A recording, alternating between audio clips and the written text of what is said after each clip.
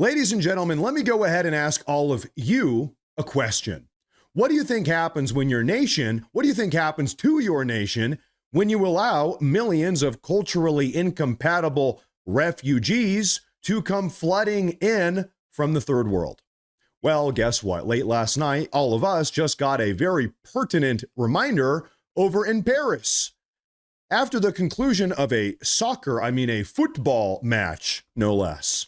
You see, what happened was thousands, literally thousands of violent, criminally delinquent, low IQ, third worlders took to the streets and pretty much burned down the entire city of Paris. And if you don't believe me, ladies and gentlemen, take a look at this. So like I said, this is following the conclusion of a soccer match, a football match last night. And third world rioters, criminal delinquents, we have a lot of footage here to go through, took to the streets, torching the entire city. Right here, they're firing, we call them Roman candles, sort of like bottle rockets, at a line of police officers, French police officers, wearing riot gear trying to blow them up. It looks like a scene out of a Harry Potter movie. The good wizards are fighting the bad wizards or something like that. Except in this case, it's law enforcement officers fighting third world criminally delinquent. Some of them illegal aliens. Many of them refugees that have been brought in the country. And look, there's just hundreds. They're moving up. They're throwing back the tear gas canisters back at the police. Complete and total chaos. And folks, really, this is what we've seen all across Europe. This is not just Paris. This is all across Germany and Sweden. It's happening in Stockholm and the United Kingdom and London and Spain and Italy. It's similar problems literally everywhere. It seems like wherever these people are living, these certain type of refugees, this sort of behavior follows shortly thereafter. But what I just showed you is really just scratching the tip of the iceberg here. Paris is on fire because a football team won, a soccer team. This is what happens when you import the third world. Well, what happens? That's a good question. What happens when you import the third world? Guess what? You become the third world. Welcome to Paris, ladies and gentlemen. Enjoy your stay. They're smashing open cars. They're torching buildings, lighting garbage cans on fire. Wow, beautiful. Paris, love is in the air, as they say. Oh, they're smashing open windows. Perfect. You want to go on a vacation to Paris, the city of love? Now it's the city of third world behavior. Just pillaging, looting. And you might notice, okay, I hate to be the guy that has to say this, but you might notice a good 85, 90, 95%, 99% of the people that are engaging in this behavior in these videos we're watching, you can tell perhaps they're not native. Perhaps they're not ethnically French, dare I say. Here's another one.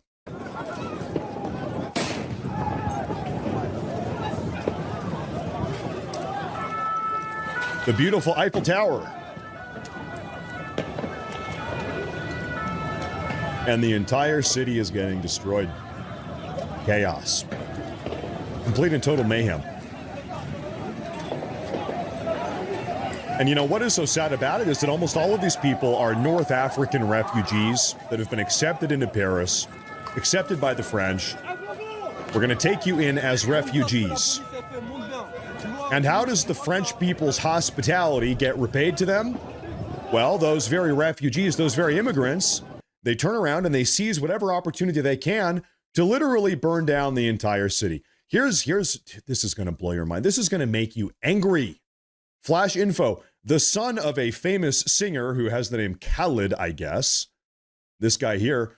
There he is, the son of some famous singer, climbed onto the Joan of Arc statue to insult France. There's Joan of Arc right there, this gilded statue, downtown Paris, climbing on top of the statue, posting on his own social media page, translated to English, Paris is ours. Cry about it, you son of a bitch.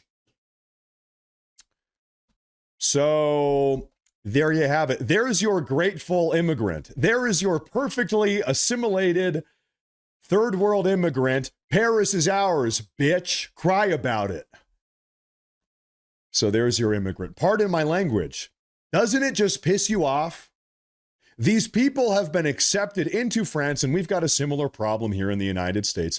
They've been accepted into France, the hospitality and the good graciousness of the French people. We're going to lend you people a helping hand. We're going to give you a step up in life. And what do? Paris is ours, bitch. Cry about it. That's what they do. And then they burn down the entire city. That's what they do. Here's the Eiffel Tower off in the distance. Here they are. Like I said, thousands of them. God only knows, maybe tens of thousands.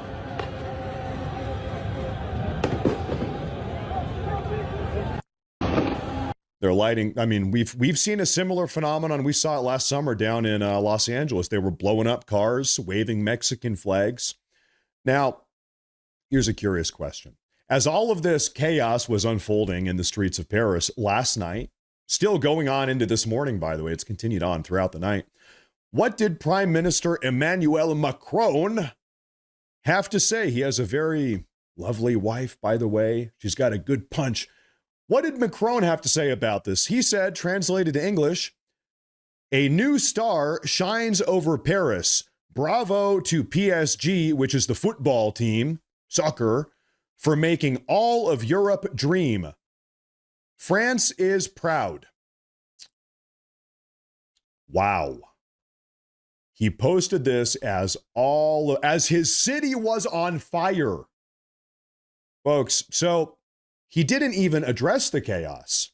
He just congratulated the football team on their athletic performance, I suppose. France is proud. You're making all of Europe dream.